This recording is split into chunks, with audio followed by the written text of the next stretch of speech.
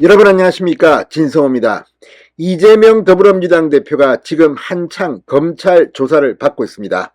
자, 이재명 대표는 지난번 1차 검찰 조사 때처럼 지난번에 제출한 진술서로 답변을 가름한다고 버티고 있는 것으로 보입니다. 자, 검찰은 지금 이재명이 자신의 혐의 부정 이것만 하고 구체적인 질문에는 답하지 않는 것을 보면 사실상 이 법적 대응을 포기한 게 아닌가 의심하고 있습니다. 지난번 조사와 달리 이번에는 200페이지가 넘는 질문지를 준비했습니다. 생각보다 이재명의 혐의가 약 2주 사이에 엄청나게 불어났습니다. 여기에 백현동 수사도 있습니다. 검찰은 이재명 대표에 대해서 경고를 했습니다. 오늘 순순히 답변을 하면 오늘로 끝내주겠다. 그런데 오늘도 이재명은 충격 행동을 하고 있습니다. 자, 이렇게 되면 검찰이 할 수 있는 방법은 몇 가지가 있습니다. 한 번 더 부르는 겁니다. 아니면 구속영장을 치는 겁니다. 지금 신병이 자유로우니까 이렇게 하는 거냐.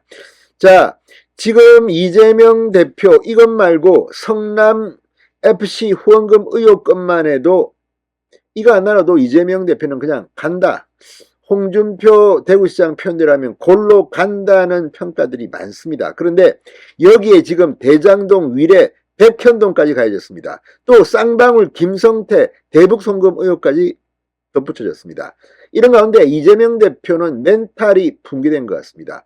오늘도 들어가면서 뭐 정치적 발언만 잔뜩 하고 들어갔는데 여전히 버티고 있는 모양입니다. 자, 그런데 오늘도 이재명 대표는 곰탕을 시켜 먹었다고 합니다.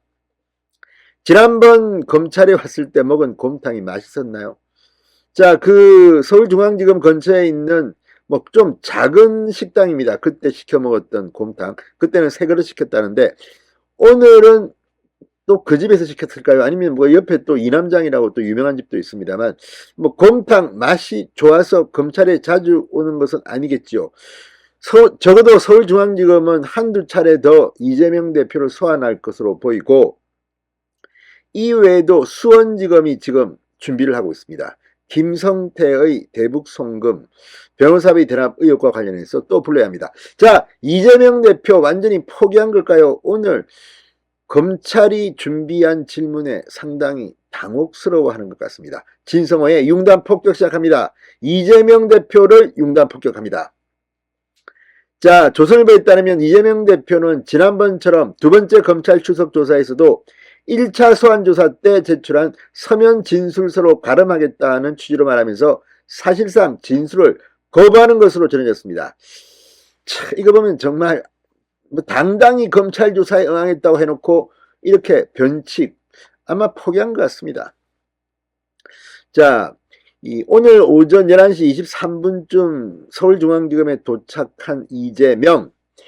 자, 이재명 대표는 자신이 말한 오전 11시도 지키지 못하고 23분쯤 늦었습니다. 자, 1차 조사 때 물어보지 못한 내용을 담은 약 200페이지 분량의 질문지를 준비한 검찰은 지금 계속해서 이재명을 족치고 있습니다. 뭐 표현대로 한다면. 자, 11시 33분쯤 서울중앙지검 6청 조사실로 향했습니다. 이게 다 녹화가 되는 방입니다. 약 2시간 동안 반부패수사 일부 정일권 부부장검사가 위례신도시 관련해서 부패방지법 위반 혐의 등에 대해서 이재명 조사를 벌였다고 합니다. 그리고 오후 1시 30분부터 1시간가량 1차 조사 때처럼 곰탕으로 점심 식사를 한 뒤 휴식을 취하고 오후 2시 30분쯤부터 재개한 조사에서는 반부패수사 3부 남대주 부부장검사가 대장동 관련 배임 및 이해충돌 방지법 위반 혐의 등에 대해서 물었다고 합니다.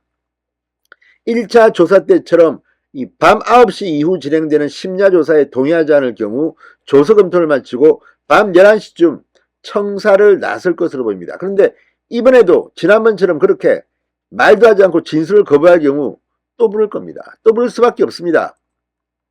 자, 그런데 오늘 서울중앙지검 반부패 수사 1부, 3부 엄희준, 강백신 부장검사는 상당히 많은 준비를 했습니다.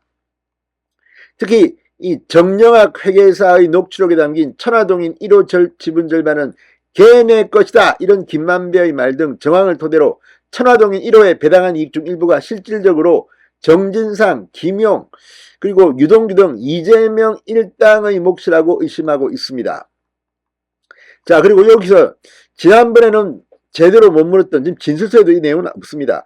정진상, 김용의 불법 대선 자금 수수 의혹과 관련해서도 오늘 질문을 하고 있는 것으로 보입니다. 이재명 또 뭐 묵비권 행사하고 진술을 거부하겠죠. 그러나 그렇게 하면 법원 판결에 상당히 불이익을 받을 수도 있습니다.